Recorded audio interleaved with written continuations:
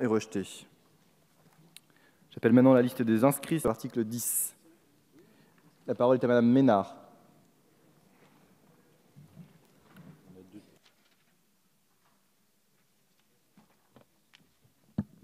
Merci, Monsieur le Président. Dans cet article, les moyens d'action donnés aux agents de la douane sont étendus pour contrôler plus largement les personnes qui passent nos frontières. C'est une bonne chose. Alors, s'il est possible d'étendre les prérogatives de ces agents, pourquoi ne pas le faire pour les policiers municipaux qui restent, me semble-t-il, sous-utilisés? Seulement 45% des policiers municipaux portent une arme en France. C'est trop peu. Comme Clarissa Jean-Philippe, tuée en 2015 alors qu'elle ne portait pas d'arme de service. Les policiers municipaux sont des cibles. Ils sont des cibles alors qu'ils pourraient être des alliés efficaces dans la lutte contre le terrorisme. On nous explique que les armes, les gilets et les formations sont trop coûteux pour certaines communes. Là encore, je m'interroge.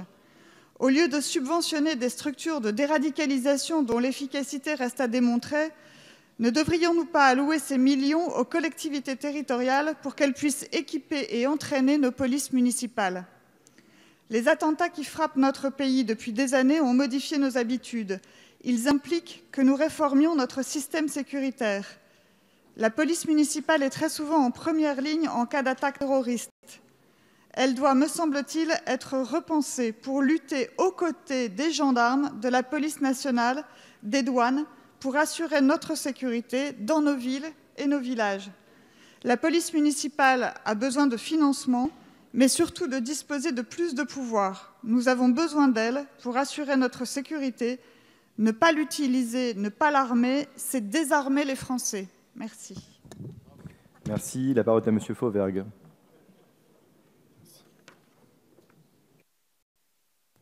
C'est pas grave. Monsieur le Président, Madame la Ministre, chers amis, cet article 10 prévoit l'élargissement des contrôles prévus à l'article 78.2, alinéa 9 du Code de procédure pénale et l'article 67 quater du Code des douanes. La situation actuelle de cet article 78.2 permet de réaliser des contrôles d'identité pour la prévention et la recherche des infractions liées à la criminalité transfrontalière, en particulier dans le cadre de la lutte antiterroriste, sur une zone de 20 km dans la frontière terrestre, à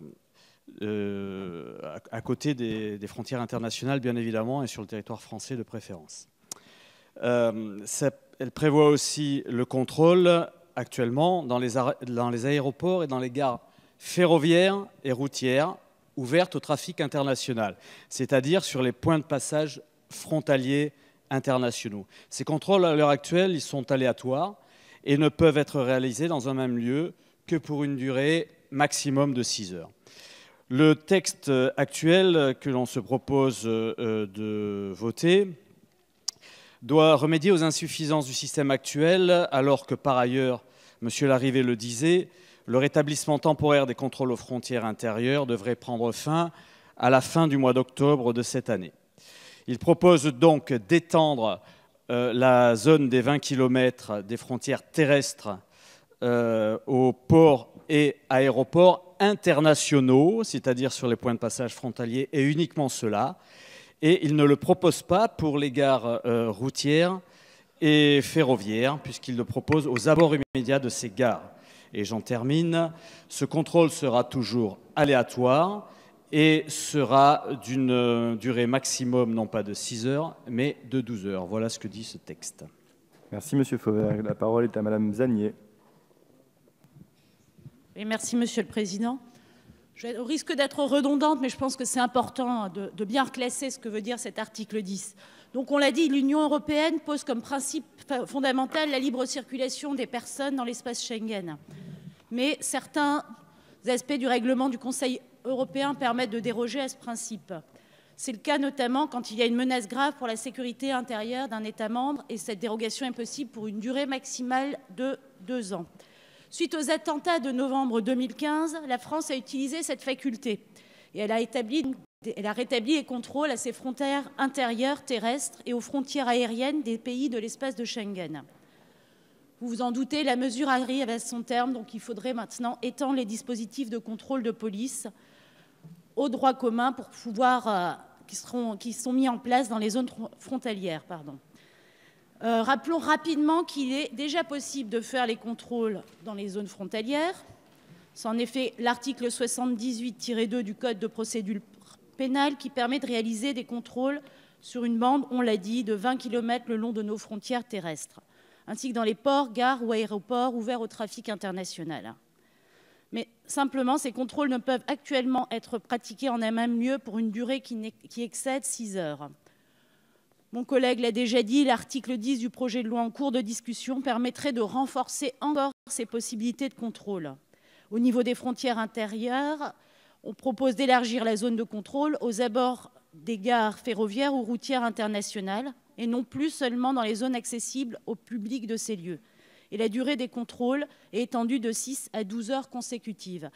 Moi, je suis élue de Moselle-Est. Une grande partie de ma circonscription est frontalière à l'Allemagne. Je peux témoigner qu'il n'est nullement besoin de contrôle systématique pour assurer la sécurité de nos citoyens, et cela serait d'ailleurs contraire à nos engagements européens. L'article 10 apporte, de notre point de vue, les garanties nécessaires à cet égard. Merci Madame Zannier. La parole est à Monsieur Coquerel. Bien, Monsieur le Président, Madame la Ministre, chers collègues, auparavant, puisque c'est un texte contre le terrorisme, je voulais rendre un hommage aux combattants kurdes qui sont tout près de prendre Raqqa, puisqu'on parle d'efficacité et de guerre contre le terrorisme. Donc je vous rappelle qu'ils appartiennent à une région qui se dit laïque, féministe, écologique et sociale. Donc je pense que vous serez tous d'accord avec cet hommage à ceux qui, sur le terrain, sont en train d'entraîner des défaites très lourdes et décisives à ceux qui, aujourd'hui, nous menacent sur notre territoire. Ce texte, vous pouvez applaudir, ce texte et cet article, je y reviens, pose évidemment un problème. Parce qu'en réalité, on le voit bien, sous prétexte de lutte contre le terrorisme, c'est de contrôle aux frontières, et pas n'importe quel contrôle aux frontières, c'est-à-dire celles dont personnes dont on peut déduire, je cite le texte, leur origine étrangère. On voit bien derrière les questions du chasse aux faciès. Je pense qu'on ne parle pas de Texans ou de Tyroliens dans cette affaire. On parle du contrôle aux frontières et de politique en réalité des migrants. Or, ce que nous propose de prolonger, ça a déjà lieu évidemment dans plusieurs départements français. J'ai eu l'occasion récemment d'aller dans la vallée du Roya et dans les Alpes-Maritimes à Menton. Et qu'est-ce qu'on voit au nom, justement, de ce qui a été mis en place par l'état d'urgence? C'est des zones de non-droit total, c'est-à-dire des centres de rétention officieux, c'est-à-dire des contrôles policiers, y compris douaniers, dont je vous rappelle qu'ils ne sont pas payés pour faire du contrôle officiel, du contrôle aux frontières des migrants, avec 200 à 300 policiers, par exemple, dans la vallée du Roya, avec même, à certains moments, un tank qui a été installé sur une route, le tout non pas pour contrôler des terroristes, je vous rappelle quand même que la plupart des origines terroristes récentes sont des ressortissants européens, mais pour en réalité, de manière sauvage, exercer une politique de migrants qui se termine dans le non-droit, parce que ceux qui sont réexpédiés, c'est souvent des mineurs, ou c'est des gens qui ont effectivement le droit d'asile en France, mais qui ne peuvent plus le demander dans les Alpes-Maritimes. Donc j'attire votre attention une fois de plus sur le fait, je termine Monsieur le Président, sur le fait de ne pas, à travers ce texte contre le terrorisme, en réalité, se préoccuper d'une question qui est la question des migrants. On peut avoir des avis différents là-dessus, mais c'est la pire entrée en matière de le faire à travers le terrorisme pour régler cette question. Merci. Merci. Monsieur Castellani. Oui, merci Monsieur le Président. Je voudrais dire que cet article 10 nous pose problème. Je passe sur le fait que la nationalité d'un individu puisse être déduite d'éléments objectifs extérieurs, comme le dit la loi. L'application stricte de cet article signifie que toute personne pourra être à tout moment contrôlée de façon répétitive dans un rayon de 20 km autour des ports et aéroports. Je voudrais donner l'exemple de la Corse, 7 ports, 4 aéroports. L'application stricte de cet article 10 entraînera le fait que l'essentiel du territoire insulaire sera soumis à contrôle systématique permanent, que les Corses, dans leur majorité, pourront être systématiquement contrôlés, bien au-delà des nécessités objectives de la lutte antiterroriste. Voilà. Je ne voudrais pas, d'ailleurs, soit dit en passant, que le fait de m'exprimer de cette façon puisse porter une fois de plus, des interprétations élastiques, je dirais. Je voudrais donc le dire très clairement devant la représentation nationale. Nous sommes ici les représentants d'un combat démocratique, inscrit dans la logique démocratique du combat des urnes, du débat d'idées, voilà, et que nous entendons que le combat qui est le nôtre soit pris en compte par chacun d'entre vous, par tous les groupes de l'Assemblée nationale, et essentiellement par le gouvernement d'ailleurs, dont nous attendons qu'ils prennent en compte au moins les votes majoritaires de l'Assemblée de Corse. Merci. Merci. La parole est à Monsieur Lachaud. Oui, merci Monsieur le Président. Moi, je voulais revenir sur une formulation qui me semble plus que douteuse. Je cite « Les personnes dont la nationalité étrangère peut être déduite d'éléments objectifs extérieurs à la personne même de l'intéressé ». Et donc, il faut être sacrément précis pour comprendre ce que ça veut dire. Donc moi, j'imagine que ça veut dire que la couleur de peau, les yeux, les cheveux, ce ne sont pas des indices valables. Donc je m'en réjouis, je me réjouis que enfin les rédacteurs de la loi se rendent compte que la population française n'est pas réductible à un stéréotype raciste d'individus blonds aux yeux bleus, et la circonscription dont je suis issu peut s'enorgueillir d'être une circonscription mêlée et à l'image de la République. Mais par contre, que faut-il bien comprendre par ces éléments extérieurs ? Est-ce que c'est le vêtement? Est-ce que c'est le véhicule dans lequel la personne circule? Ou alors, imaginez que les gens brandissent de manière perpétuelle leur passeport pour que les forces de l'ordre puissent leur dire « Ah, vous n'avez pas un passeport français, donc nous allons vous contrôler ». Enfin, c'est une formulation qui me semble allusive, douteuse.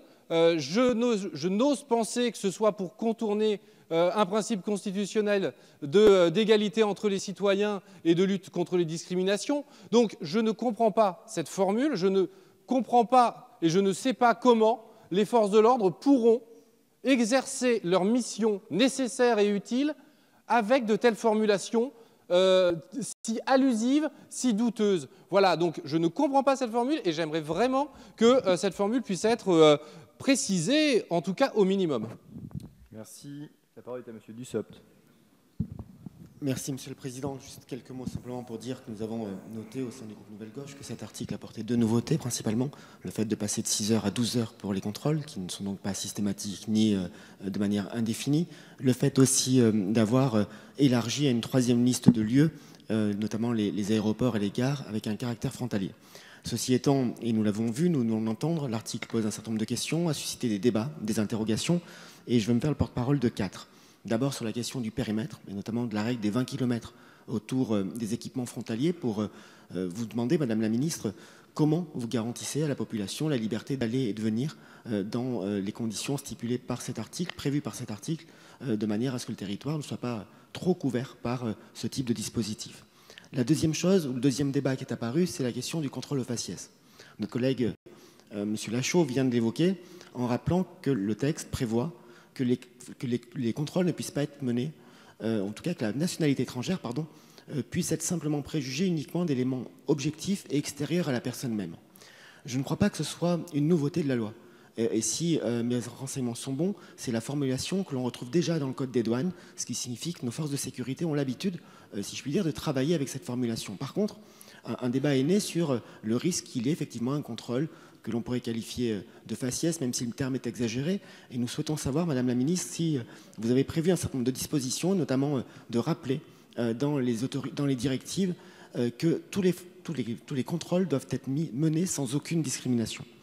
Enfin, il y a une autre interrogation sur le fait que ces opérations de contrôle pendant 12 heures soient utilisées à d'autres fins, ou détournées, mais le mot est peut-être abusif aussi, à d'autres fins que la prévention du terrorisme ou la lutte contre l'immigration irrégulière. Et donc, nous souhaitons qu'un minimum de contrôle soit apporté. D'abord, que la nature des opérations entraînant le contrôle soit précisée, c'est l'objet de nos amendements, mais aussi que le procureur soit avisé à chaque fois qu'une autorité administrative déclenche ce contrôle-là. Et donc, nous avons déposé un amendement pour prévoir que le procureur soit avisé ainsi que l'autorité judiciaire soit associée et informée de la mise en place de ces contrôles. Merci Monsieur Dussopt. Monsieur Chenu.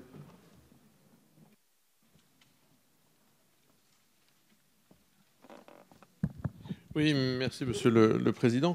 Je vois que cet article nous propose de modifier le code de procédure pénale, alors qu'on nous a seriné pendant tout le débat que tout cela était très dangereux, que c'était impossible, etc. Donc on voit c'est donc possible et nous allons probablement le faire aujourd'hui. Mais pourquoi continuer à défendre contre tous les vents l'idée selon laquelle nous devons rester dans Schengen et pourquoi simplement admettre ensuite le rétablissement de frontières, alors certes dans des conditions particulièrement dérisoires et insatisfaisantes, eh bien le rétablissement de frontières sur des temps réduits. Pour ne pas remettre en cause le totem de Schengen, on est en train d'accepter des contorsions ridicules, de débattre de choses qui vraiment pourraient être réglées d'une façon plus simple, c'est-à-dire le rétablissement des frontières nationales. Ce n'est pas un gros mot. Une grande majorité de pays dans le monde ont leurs frontières nationales. Elles les contrôlent. Ce ne sont pas des barbelés, ce ne sont pas des murs, ce sont des frontières. Ça permet de savoir qui entre et qui sort. C'est à peu près ce qu'il y a de plus simple encore au monde et chaque pays libre et souverain en dispose. Pourtant, on accepte d'ailleurs beaucoup de frontières intérieures, beaucoup de barrières, beaucoup de murs se dressent, etc. parce qu'il n'y a plus de frontières à l'extérieur. Eh bien, vous préférez visiblement ce choix que celui de simplement reconquérir nos frontières extérieures. Et puis aujourd'hui, les moyens techniques modernes, j'y pense, permettraient d'ailleurs d'avoir des frontières fluides et néanmoins sécurisées. Alors oui, moi je crois qu'aujourd'hui, les accords de Schengen nous contraignent, ils nous désarment alors qu'on doit redoubler de vigilance. Et dans ce projet de loi dont j'ai dit tout au long de ces débats combien il était incohérent et dérisoire, eh bien, je pense qu'il peut nous inviter, puisque Madame la Ministre nous avait dit qu'on allait faire un débat sur la reconnaissance faciale, eh bien, faisons un débat, ouvrons un débat au moins au Parlement national, sur l'utilité de frontières nationales. Merci. La parole est à Monsieur Lecoq. Merci Monsieur le Président. Nous sommes fermement opposés à l'article 10 du présent projet de loi qui étend tant dans la durée que dans l'espace les facultés de contrôle d'identité qui constituent des mesures disproportionnées susceptibles d'être à l'origine de contrôles au faciès, comme ça a été montré. Rappelons que 67% de la population métropolitaine habite dans le périmètre créé par ce projet de loi. Les populations présumées étrangères, c'est-à-dire sans doute non blanches, seront contrôlées de manière beaucoup plus fréquente. Les conséquences de ce projet de loi sont dévastatrices pour le pays qui a aujourd'hui plus que jamais besoin de cohésion. Face à cette mesure de contrôle indifférencié et généralisé des personnes, nous avions en remplacement proposé d'encadrer davantage les contrôles d'identité. Nous proposions, comme depuis de nombreuses années, la modification de l'article 78.2 du Code de procédure pénale en mettant en place un récépissé de contrôle d'identité. Ce dispositif a fait ses preuves à Londres, à Madrid, à Budapest, pour plusieurs raisons. D'abord, les policiers ont passé moins de temps à faire des contrôles. Ils ont donc passé plus de temps à faire le cœur de leur métier, à savoir les enquêtes, les filatures, etc. Et enfin, le rapport entre les citoyens et les policiers ont été apaisés. Notre amendement a été refusé au titre de l'article 40. La Commission des finances a donc considéré que cette mesure était à l'origine de la création ou de l'aggravation d'une charge publique. Veuillez, Madame la Ministre, nous expliquer en quoi cette mesure représente une charge publique. Nous ne sommes pas dupes. Nous savons pertinemment que l'utilisation de l'article 40 est purement subjective. Quand donc pourrons-nous aborder de manière sereine et raisonnée le rapport entre les citoyens et nos forces de l'ordre? Quand donc pourrons-nous proposer des mesures sérieuses et efficaces sans que nos amendements ne soient retoqués au sacro-saint article 40? Merci. La parole est à Monsieur Lassalle. Monsieur le Président, Madame la Ministre, j'ai eu l'occasion de le dire, mais ce débat montre à l'évidence notre désarroi.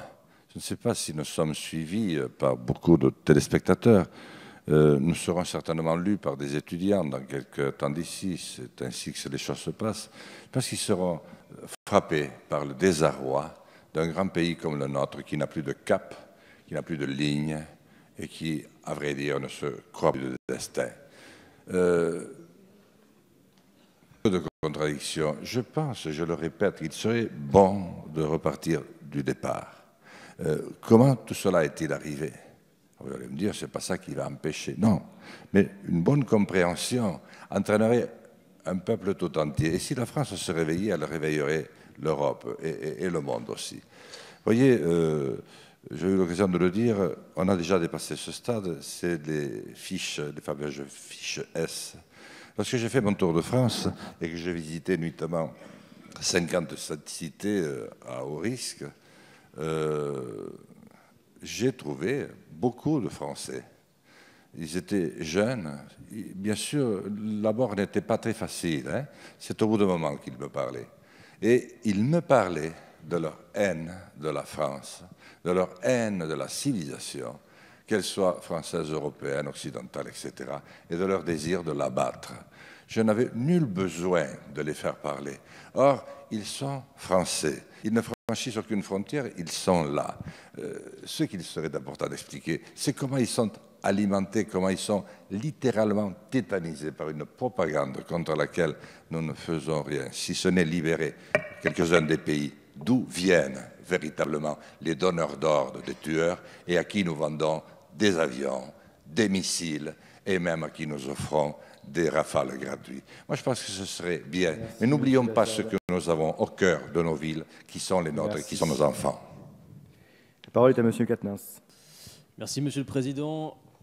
Madame la Ministre, Monsieur le rapporteur, nous avons besoin d'explications complémentaires concernant cet article sur la possibilité quasi totale que vous donnez aux douaniers de contrôler, je cite, les personnes dont la nationalité étrangère peut être déduite d'éléments objectifs extérieurs à la personne même de l'intéressé, comme ça a été dit.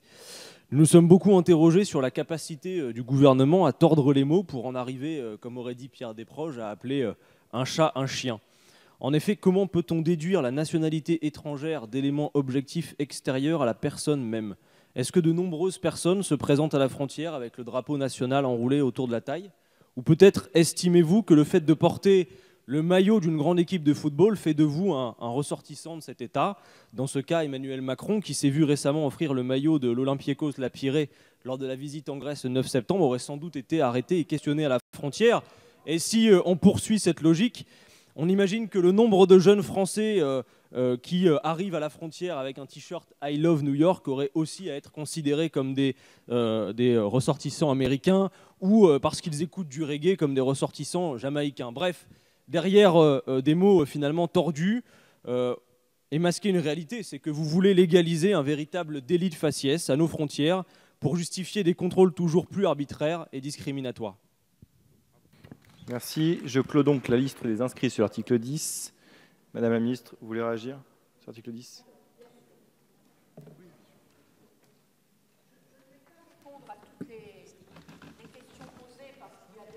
Dans le micro. Parce qu'il y a des amendements qui me permettront de répondre, mais je voudrais revenir sur quelques points qui ont été évoqués à plusieurs reprises. En ce qui concerne l'objectif de cet article 10, il s'agit toujours, bien sûr, de renforcer la sécurité intérieure et la lutte contre le terrorisme. Et donc, en clair, on n'est pas là pour empêcher les réfugiés, les demandeurs de droit d'asile d'entrer en France, pour être très clair. Ceci dit, une fois que j'ai dit cela, vous vous rappelez que les terroristes du Stade de France ont pris les routes migratoires. Donc on est bien obligé de regarder les frontières. C'est le premier point. Le deuxième point, sur le périmètre et les populations concernées. Les points de passage frontaliers concernés seront définis par arrêté. Il s'agira donc de limiter aux principaux ports et aéroports, je dirais, d'une importance et d'une fréquentation relativement importante. Sur le contrôle au faciès, vous savez très bien que les contrôles au faciès sont interdits et que cette interdiction est connue des services de police et de gendarmerie. Nous n'hésiterons pas à le rappeler aux forces de l'ordre dans le cadre de la mise en œuvre du texte. Et bien sûr, vous savez que ce point relève du contrôle du juge. Enfin, quatrième point qui me semble avoir été évoqué à plusieurs fois, c'est de dire que l'évaluation du dispositif sera à l'initiative de l'OPJ et que ceci ne s'inscrit pas dans une logique systématique ou nationale et donnera lieu, si cela est utile, s'il y a infraction, à une information du procureur.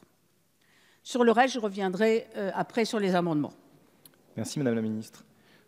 J'appelle donc les deux premiers amendements sur cet article 10, qui sont des amendements de suppression.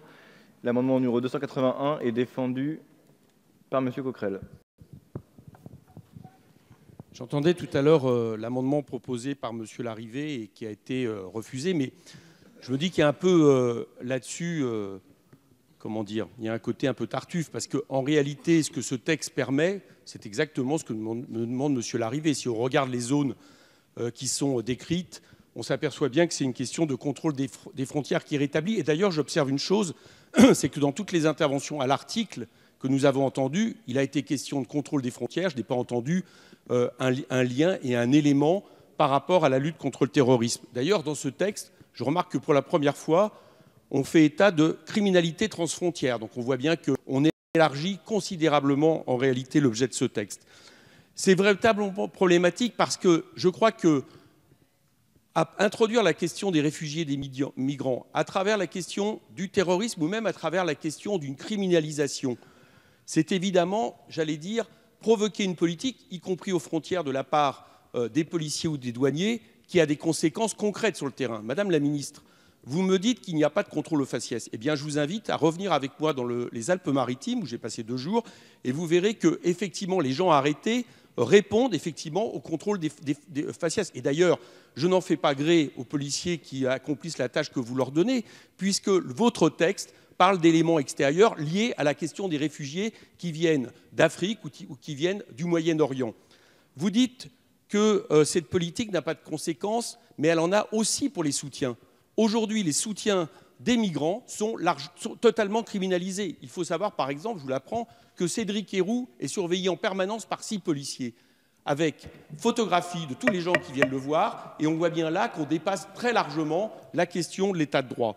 Alors, moi, une chose que je voudrais vous dire, si on veut traiter de la question du contrôle des frontières, eh bien, parlons aussi des questions de libre-échange, parlons des marchandises, parlons aussi, par exemple, je terminerai là-dessus, puisqu'on parle de douaniers, des prérogatives qui sont prises par les grandes sociétés de fret, qui intiment aujourd'hui aux services douaniers d'être très coulants par rapport au... La parole est à Monsieur Dufresne pour l'amendement numéro 421.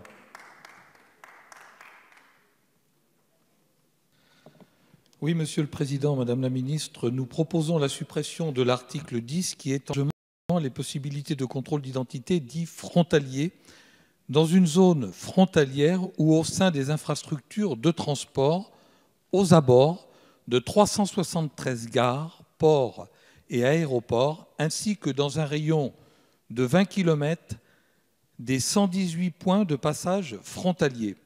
C'est presque tout le territoire qui est couvert. En outre, l'article 10 double la durée de 6 heures à 12 heures, pendant laquelle les contrôles pourront être effectués de manière consécutive. Comme le souligne notamment la CIMAD, ces contrôles se font indépendamment de toute circonstance extérieure à la personne, ne sont fondés sur aucun critère et peuvent donc facilement couvrir juridiquement des contrôles au faciès.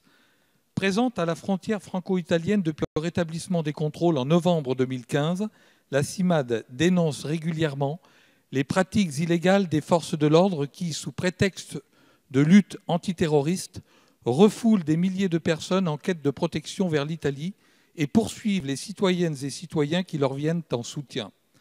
L'article 10 du présent projet de loi viendrait installer cette situation dans la durée et serait une véritable atteinte au principe de liberté de circulation à l'intérieur de l'espace Schengen. La suppression de ce dispositif apparaît nécessaire tant du point de vue de la préservation des droits et libertés des personnes, du risque d'application discriminatoire de la mesure et de l'amalgame qu'elle charrie entre immigration et terrorisme. Merci, monsieur le rapporteur. Oui, sur les 2 amendements, l'avis est défavorable. Contrairement à ce que vous dites, l'objectif de l'article 10 n'est pas de rétablir le contrôle aux frontières. Mais nous, ça a été exposé par Madame le ministre, nous devons, au regard de nos engagements internationaux, sortir de la suspension par laquelle les contrôles aux frontières étaient rétablis. Et donc l'objectif de ce projet de loi, c'est de l'article 10, c'est de modifier les contrôles, de les adapter, de les renforcer, mais avec un certain nombre de garanties. On verra dans le cadre de l'exposé et des différents amendements de voir le régime juridique exact, mais on pourra voir notamment sur la problématique des contrôles au faciès et des garanties qui sont données, contrairement à ce que vous dites. Les contrôles d'identité sont faits dans un cadre judiciaire, dans le cadre de l'article 78.2. Donc, pour avis défavorable. Bon, on y reviendra. Merci, monsieur le rapporteur. Madame la ministre, sur les deux amendements de suppression. Avis défavorable. Je voudrais préciser par rapport aux chiffres qui ont été annoncés tout à l'heure qu'il y a 118 gares, aéroports ou ports concernés et que, comme je vous l'ai dit tout à l'heure, il y aura des décrets qui préciseront quels seront ces points de passage frontaliers concernés. Merci. La parole est à monsieur Bernalicis, puis à monsieur Vuilletet. Bon, je comprends pas bien. On doit honorer nos engagements internationaux, donc il fallait le mettre là dans ce texte-là, bien qu'il s'appelle lutte contre le terrorisme et renforcement de la sécurité intérieure. Enfin, je sais pas. Ou alors il aurait peut-être mieux fallu trouver un autre texte si c'était juste l'objectif d'honorer nos engagements internationaux. Premier point. Donc pour moi, c'est un cavalier législatif. Ou alors c'en est pas un et il y a un problème d'amalgame. Je pense que les propos qui ont été énoncés tout à l'heure par le député et collègue du groupe GDR, c'est ce que rapporte la CIMAD sur les périmètres de contrôle qui couvrent quasiment la totalité de la France. Alors, bon, on nous a dit hier, quand on a fait un certain nombre d'amendements sur le contrôle d'identité et le contrôle dit au faciès, on nous a rétorqué que c'était du cavalier législatif et que ça n'avait rien à voir dans ce texte. Sauf que l'objectif était bien, à partir du moment où on étend des pouvoirs, d'avoir un minimum de garanties et de contre-pouvoirs. C'est un de nos grands principes. À chaque fois qu'on met en place un pouvoir, on essaie de voir quels sont les contre-pouvoirs à mettre en place pour les borner et qu'il n'y ait pas de dérive. Or là, il n'y a aucun contre-pouvoir qui sont mis en face de cette augmentation significative des moyens de contrôle. Et puis, effectivement, l'article 40 qui nous a été opposé sur la question du récépissé de contrôle d'identité, bon, je trouve ça un peu lamentable de fonctionner de la sorte, même si nous avons demandé une suspension de séance pour essayer de le rétablir, pour qu'on ait un vrai débat sur le sujet. Mais encore une fois, je vois qu'on préfère faire des amalgames plutôt que d'avoir des débats au fond et sérieux et de proposer des articles 10 qui sont au final... comme ça m'a été dit dans mon ancien ministère de pas mal de collègues, c'est vraiment l'occasion qui fait le larron de mettre un article là-dedans pour lutter contre l'immigration. Des fois, on appelle ça clandestine, des fois irrégulière, ça dépend quels sont les interlocuteurs. Mais vraiment, personne ne croit du sérieux. Et donc, il faut voter pour cet amendement de suppression afin de supprimer cet article. La parole est à monsieur Vuilletet. L'avantage des amendements de suppression, c'est que ça permet de refaire le débat sur l'amendement tout court, sur l'article tout court. Alors, peut-être que c'est le lot d'un groupe central comme le nôtre que d'être pris entre les feux d'une opposition de droite et d'une opposition qui est de gauche, puisque, en fait, on nous reproche d'un côté, avec talent, monsieur Larrivé, de ne pas aller assez loin tout en démontant le fait que votre propre amendement ne peut pas aboutir à la fin parce que nous sommes en train de le faire, et de l'autre côté, on nous dit que le fait d'encadrer l'action qui est menée aujourd'hui aboutirait paradoxalement à faire plus de contrôle arbitraire au faciès. Il y a une liste de points qui seront donnés par décret. Il y a un encadrement sur ce qui est possible ou ce qui ne l'est pas. Mais malgré tout, non, ça veut dire qu'on cherche à légaliser des pratiques qui, par ailleurs, sont déjà interdites. Je crois qu'à un moment donné, ça n'est pas sérieux. Nous sommes sur une loi de lutte contre le terrorisme. Nous cherchons à faire en sorte que les lieux d'entrée potentiels soient protégés. C'est ce que nous faisons. Et je crois que justement, ce double débat montre que le gouvernement est arrivé à un point d'équilibre entre les libertés publiques et la sécurité du territoire. Merci. La parole est à madame Guévenoux et ensuite nous passerons au vote sur ces deux amendements de suppression. Merci, Monsieur le Président. Non, Monsieur Bernalicis, ce n'est pas un cavalier législatif. Nous le savons, les aéroports, Les gares internationales sont des cibles de terroristes. L'attaque de Bruxelles ou l'attentat déjoué du Thalys nous l'a tristement démontré.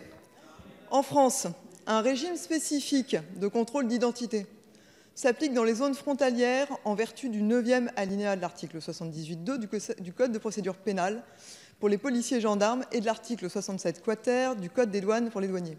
Cet article 10 vise à remédier aux insuffisances des dispositions actuelles et permet d'une part d'étendre la limitation des contrôles à 12 heures consécutives au lieu de 6 heures, et d'autre part de permettre le contrôle aux abords des gares ferroviaires et routières soumises à un trafic international, et enfin de donner la possibilité d'exercer des contrôles dans une bande de 20 km autour des ports et aéroports constituant des points de passage sensibles en raison de l'importance de leur fréquentation et de leur vulnérabilité.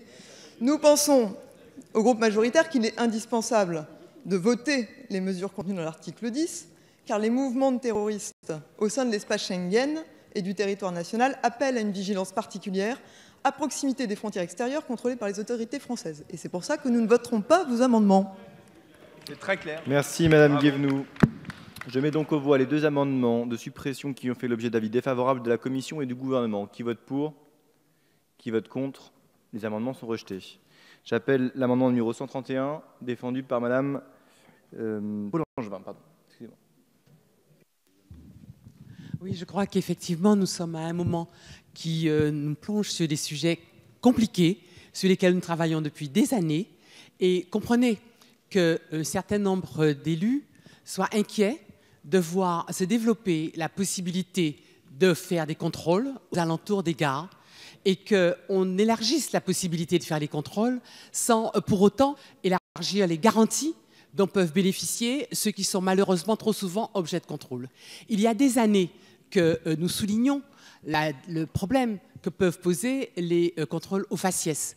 Et notre collègue à la salle a souligné combien certains jeunes étaient amers par rapport à leur pays, mais il est clair que quand ils sont régulièrement contrôlés aux abords précisément des gares, parce qu'ils sont un peu trop basanés ou noirs, il est clair qu'ils peuvent avoir des doutes sur la considération que leur pays a pour eux.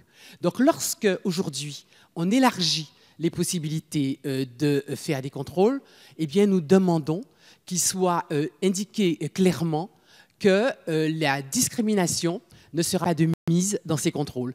Et par conséquent, les termes alambiqués permettant de dire qu'on fera attention à ce que le fait que quelqu'un ressemble à un étranger ne soit pas pris en compte, eh bien nous demandons que clairement il soit dit que la discrimination n'est pas de mise, parce que trop souvent, dans ces contrôles, on sait bien qui est contrôlé. Ce sont les jeunes, les gens qui ressemblent à des Arabes, les gens qui ressemblent à des Noirs, et ça fait des années que ça dure, et nous n'arrivons pas à trouver la bonne solution pour que ces personnes se sentent bien membres de notre pacte républicain.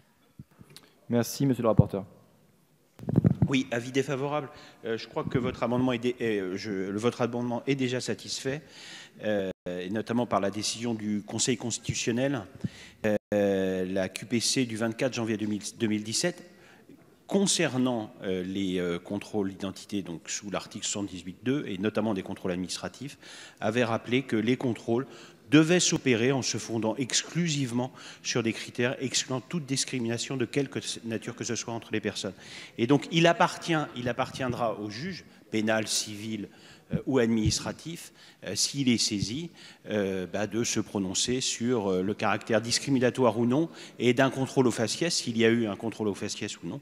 Je rappelle que l'année dernière, la Cour de cassation avait reconnu que pour un certain nombre de personnes qui avaient eu des contrôles au faciès et avaient condamné l'État, le ministère de l'Intérieur a des dommages et intérêts parce qu'elle avait révélé l'existence de contrôles au faciès. En leur état, donc en l'état, c'est satisfait et donc avis défavorable. Merci Madame la Ministre. Même avis et avec les arguments excellents du rapporteur. Merci Monsieur Dussopt. Oui, merci Monsieur le Président. Je prends acte et nous prenons acte de la réponse du rapporteur et de la ministre qui rappelle la jurisprudence constitutionnelle et qui ainsi rappelle à celles et ceux qui, à un moment ou à un autre, seraient amenés à contester et à dire que les contrôles organisés en application de ces dispositions disposent d'une matière pour pouvoir appuyer leurs contrôles. Mais au titre de la clarté et de l'intelligibilité de la loi, je pense qu'avec ce texte, nous avions une bonne occasion de retenir la formule que nous proposons, de l'inscrire dans la loi. Ça n'est pas contradictoire avec la jurisprudence que vous nous avez rappelée, et cela aurait permis de rassurer bon nombre de ceux qui lisent l'article aujourd'hui. Merci, Monsieur Bernalicis. Merci, Monsieur le Président. Oui, nous soutiendrons cet amendement, mais on touche à un point là, c'est que c'est pas parce que juridiquement, en droit, c'est interdit que ça n'existe pas dans le monde réel. Et quand je prends l'exemple qui est reporté sur le site de la CIMAD, de ce qui se passe justement à la frontière franco-italienne, où les étrangers sont contrôlés comme ça et qui sont remis dans le train d'en face, directement, hop, retour à l'envoyeur. Vous le voyez là, la personne allait contester devant un juge que c'est un contrôle discriminatoire? Sérieusement? Sérieusement? Alors oui, il y a eu des cas où le ministère de l'Intérieur a été condamné, et tant mieux si la justice a pu faire œuvre utile sur ces cas-là, sauf qu'on sait que c'est bien plus répandu que ça, et que l'objectif qui est à atteindre n'est pas celui de dire que dans la loi c'est interdit puisque c'est déjà interdit dans la loi, c'est comment on fait pour que concrètement dans le monde réel, on ne se retrouve pas confronté à ce cas de figure. Et là, je vous renvoie à la proposition qui a été faite à maintes reprises, la question du récépissé, puisque dans les pays où ça a été mis en place, ça a montré son efficacité. Mais encore une fois, du fait de l'article 40, nous n'avons pas pu défendre ce genre de proposition, ce qui est bien malheureux en l'espèce. Merci. Alors, j'ai M. Fauvergue qui est inscrit. Merci, Monsieur le Président. Je reviens, comme tout à l'heure revenait M. Valls, sur les arguments qui nous sont opposés. Là, on arrive à des arguments de « on sait ». Alors, on sait, c'est général. Il faut des chiffres, il faut des faits, il faut des attaques précises. Bon, par-delà ça, ce que je voudrais dire, c'est que le récépissé, ça a été évoqué, ça n'a pas été retenu jusqu'à présent. Il y a autre chose qui va être beaucoup plus efficace que le récépissé, c'est la caméra embarquée qui va équiper maintenant, la caméra portable qui va équiper maintenant policiers et gendarmes, et qui, dans un horizon assez proche, va équiper à peu près toutes les patrouilles pédestres. Ça permettra, dans un premier temps, comme ça se fait déjà dans notre pays depuis très longtemps, les États-Unis par exemple, dans certains États, ça permettra à la fois de pouvoir voir la légalité de l'intervention des forces de police, de gendarmerie et éventuellement de police municipale, si jamais ils sont amenés un jour à contrôler les identités. Et ça permettra aussi de pouvoir faire en sorte de récupérer, en cas de procédure pénale particulière et de délit particulier, de récupérer directement des preuves. Voilà. Merci. Monsieur Valls. Je comprends évidemment le souci de Olivier Dussopt et Georges-Paul Langevin, mais d'abord, sur la question plus générale, ce qui n'est pas l'objet du texte, des contrôles, c'est un sujet plus général. Les arguments viennent d'être rappelés. J'ai moi-même écarté l'idée du récépissé, puisque j'étais très interrogatif sur son efficacité. Il y a d'autres moyens, ça a été rappelé, les caméras embarquées, le numéro matricule, et puis le travail de l'inspection générale de la police nationale ou de la gendarmerie, qui peuvent être saisis. Et puis il faut aussi faire une confiance aux forces de l'ordre. Mais ma remarque principale repose sur les éléments suivants. Nous sommes face à une menace durable qui dépasse les frontières. Il existe des frontières de l'espace Schengen et nos frontières nationales. Nos concitoyens ne comprendraient pas que, au-delà des décisions que nous sommes amenés à prendre, puisque le délai de 2 ans s'achève, que nous n'ayons pas des dispositifs efficaces pour contrôler, avec les forces de l'ordre, ces frontières, ces espaces. Mais évidemment qu'il n'y a pas une seule solution, qu'il n'y a pas de risque zéro, évidemment. Mais notre responsabilité, et la responsabilité d'un gouvernement et d'une majorité, c'est d'avoir les dispositifs qui permettent de lutter de la manière la plus efficace. Il y a toute une palette de dispositifs. Et avec une volonté, être le plus efficace, démanteler des réseaux, et parfois ça peut être des réseaux criminels, ça peut être des réseaux terroristes, et souvent liés. C'est cela, et nous devons le faire au niveau européen. Et ce que disait mon collègue Bourlange tout à l'heure était, je crois, très juste. Mais vous-même, en alimentant, je le dis à la France insoumise, en alimentant l'idée que nous visons une population, que non, c'est vous qui faites l'amalgame de cette population, de la jeunesse, en croyant qu'on... C'est difficile de parler.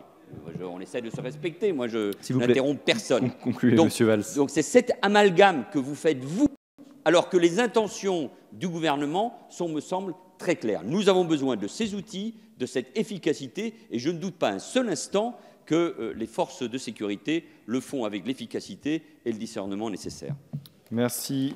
Je vais donc mettre aux voix l'amendement numéro 131 qui a fait l'objet d'avis défavorable de la Commission et du Gouvernement. Qui vote pour? Qui vote contre? L'amendement est rejeté. Je suspends la séance pour 5 minutes.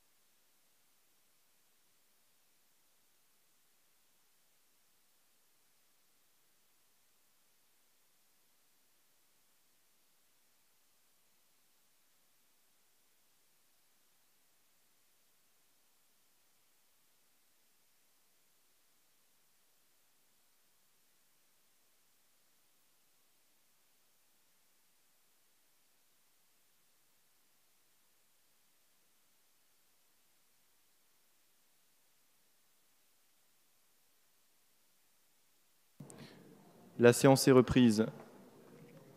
Madame Ménard, vous avez la parole pour l'amendement 156. Merci, Monsieur le Président. Plus que les alentours des gares, ce sont les alentours de tous les lieux nommés à l'article 78-2 du Code de procédure pénale, où des personnes sont susceptibles d'entrer ou sortir de France qu'il faudrait surveiller. À cause de l'immigration massive que nous encourageons, de l'absence de contrôle efficace de nos frontières due à l'espace Schengen, du peu de moyens accordés à nos forces de l'ordre, nous ne nous donnons pas les moyens de répondre efficacement à la menace terroriste. Il est urgent d'étendre les contrôles d'identité sur le territoire national et pour cela, il est temps de donner à la police municipale les moyens d'opérer ces contrôles, à l'instar de la police nationale, de la gendarmerie et des douanes. En juin dernier, BFM TV titrait « La préfecture de police de Paris réfléchit à réduire le nombre des contrôles d'identité ». Pour quel motif? Au lieu de pointer du doigt les délinquants, les potentiels terroristes, on accuse toujours les policiers de faire du zèle. On brandit le fameux délit de faciès. On en revient à cette vieille rengaine bien huilée de la victimisation. Aujourd'hui, les rythmes effrénés auxquels on soumet nos policiers et nos militaires impliquent au contraire de les seconder au mieux pour augmenter leur capacité de contrôler les individus suspects. Quoi de plus utile dès lors que d'élargir les prérogatives octroyées à nos polices municipales, à condition qu'elles soient bien sûr correctement formées? C'est le moment ou jamais. Merci Madame Ménard, Monsieur le rapporteur. Avis défavorable. L'extension est beaucoup trop grande. Et c'est les alinéas 5 et 10 qui permettent de répondre à vos préoccupations. Merci Madame la Ministre. Avis défavorable. Merci. Je mets aux voix cet amendement 156 qui a fait l'objet de 2 avis défavorables. Qui vote pour? Qui vote contre? Il est rejeté. L'amendement 94 n'est pas soutenu. L'amendement 13 n'est pas soutenu. L'amendement 12 n'est pas soutenu. L'amendement 233, il est soutenu, Monsieur Strodemann. Oui, merci, Monsieur le Président. Donc, on vous propose de porter la durée maximale au cours de laquelle les contrôles peuvent être effectués de manière consécutive dans une zone frontalière, donc de 12 à 24 heures, puisqu'on le sait bien, les zones frontalières sont des zones à risque d'infraction, des zones à risque d'infraction élevé. Et puis les terroristes peuvent se planquer plusieurs heures avant de vouloir franchir une frontière. Merci, Monsieur le rapporteur. Avis défavorable. C'est une extension qui est excessive. Déjà, on passe de 6 à 12 heures et ça serait contraire à notre engagement européen. Merci, Madame la Ministre. Même avis. Merci. Je mets aux voix cet amendement numéro 233 qui a fait l'objet de 2 avis défavorables. Qui vote pour? Qui vote contre? Il est rejeté. L'amendement numéro 395, Monsieur Dussopt, il est défendu. Monsieur le rapporteur. Défavorable, Madame la Ministre. Même avis. Défavorable. Qui vote pour? Vous voulez intervenir, Monsieur? Qui vote contre? Il est rejeté. Pour l'amendement numéro 394, Monsieur Dussopt, vous avez la parole. Merci, Monsieur le Président. C'est pour préciser et bien resserrer le champ de ces contrôles sur la prévention du terrorisme. Monsieur le rapporteur. Défavorable. L'intitulé de la loi, on parle de lutte contre la criminalité transfrontalière et qui inclut la lutte contre le terrorisme. Merci, Madame la Ministre. Même avis. Merci. Je mets donc aux voix cet amendement 394 qui a fait l'objet de 2 avis défavorables. Qui vote pour? Qui vote contre? Il est rejeté. Amendement numéro 11, Monsieur Chenu. Il est défendu, Monsieur le rapporteur. Défavorable, Madame la Ministre. Même avis. Défavorable. Qui vote pour? Qui vote contre? Il est rejeté. Amendement numéro 234. Monsieur Stroman, vous êtes le signataire. Il est défendu. Défavorable. Favorable. Défavorable également. Qui vote pour? Qui vote contre? Il est rejeté. Amendement numéro 487, Monsieur Dussopt. Uniquement, Monsieur le Président, pour demander à ce que l'arrêté ministériel définissant la liste des lieux précise bien la nature et les circonstances qui amènent l'autorité administrative à choisir ces lieux. Merci. Monsieur le rapporteur. Défavorable. Je crois que je peux laisser répondre le gouvernement sur ce point. Merci, Madame la Ministre. Défavorable, c'est la loi qui délimite. Merci. Je mets donc au voie cet amendement de 487. Qui vote pour? Qui vote contre? Il est rejeté. Amendement 525. Il n'est pas... Si, monsieur... Pardonnez-moi, je crois que je ne sais pas. Non, vous n'êtes pas signataire. Amendement 523, vous n'êtes pas davantage signataire. Amendement 95, il n'est pas soutenu non plus. Alors, attendez. Amendement 454, qui n'est pas soutenu davantage. Et donc, amendement 346, Madame Ménard.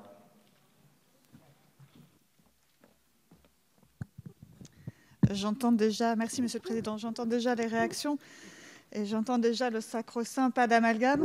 On va me dire que je surfe sur la peur et que je ne fais que renforcer la défiance et le communautarisme.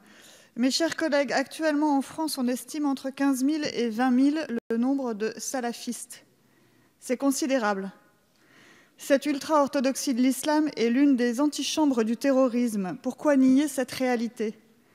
Lorsque notre civilisation, nos compatriotes sont en danger face à des groupes djihadistes qui aspirent au califat islamique mondial, et que notre pays, dont l'imaginaire fanatique deviendrait une wilaya, une province, je m'interroge. Utilisons-nous tous les moyens à notre disposition pour lutter efficacement contre ces terroristes ? Alors qu'il s'agisse du burkini, du hijab, des pantalons qui doivent rester au-dessus des chevilles, il me semble plus qu'évident que ces vêtements ne traduisent pas une intégration réussie et ne témoignent pas d'une pratique de l'islam très modérée. Ces signes sont bien des signes extérieurs de radicalisation et nous serions irresponsables de ne pas nous en servir pour identifier ou contrôler les personnes qui les portent. Car ce sont là les uniformes d'individus qui, le plus souvent, assument pleinement cette idéologie mortifère. Depuis des années, on cherche à nous endormir avec le tout-puissant pas d'amalgame, mais que l'on m'explique alors quels seraient ces signes extérieurs à la personne. Une plaque d'immatriculation de certains pays, mais quid des personnes circulant à pied ? On nous interdit de parler de vêtements, de couleur de peau, de langue parlée, c'est absurde. Si l'habit ne fait pas automatiquement le salafiste, j'en conviens, donnons-nous simplement les moyens de le vérifier. Et cessons une fois pour toutes cette politique de l'autruche. Merci, monsieur le rapporteur. Vous voulez légaliser les contrôles aux faciès, si je comprends bien, avis défavorable. Merci. Madame... Défavorable. Merci. Avant de mettre aux voix cet amendement, je précise que sur l'article 10, je suis saisi d'une demande de scrutin public des groupes La France Insoumise et Gauche démocrate et républicaine. J'annonce le scrutin dans l'enceinte de l'Assemblée nationale. Et donc, sur cet amendement numéro 346 qui vient d'être présenté, qui lui fait l'objet d'un vote à main levée et a fait l'objet de 2 avis défavorables, qui vote pour, qui vote contre, il est rejeté. L'amendement 524 n'est pas soutenu. Et donc, nous en arrivons à l'article 10.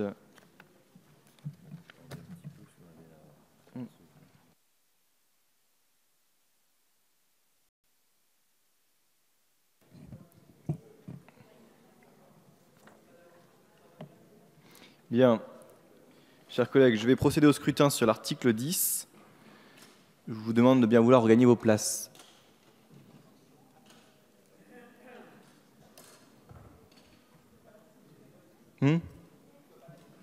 Si, j'attends quelques minutes.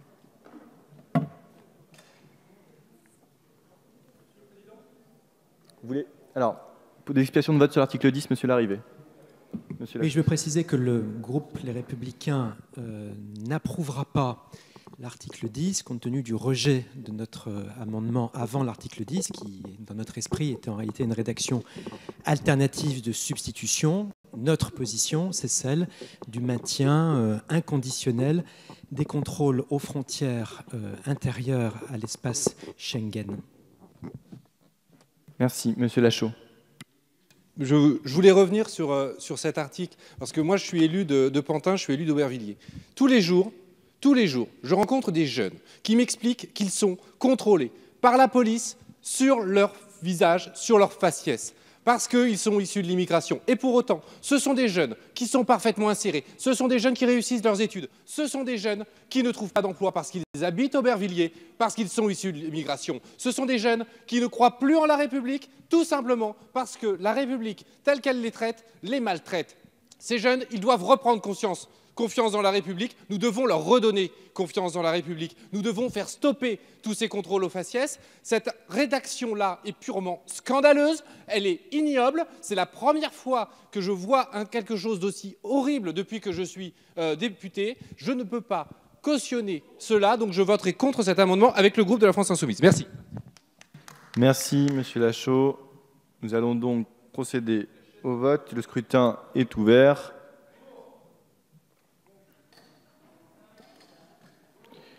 Le scrutin est clos. Voici les résultats. Nombre de votants 41, nombre d'exprimés 34, majorité 18, pour 25, contre 9. L'article est adopté.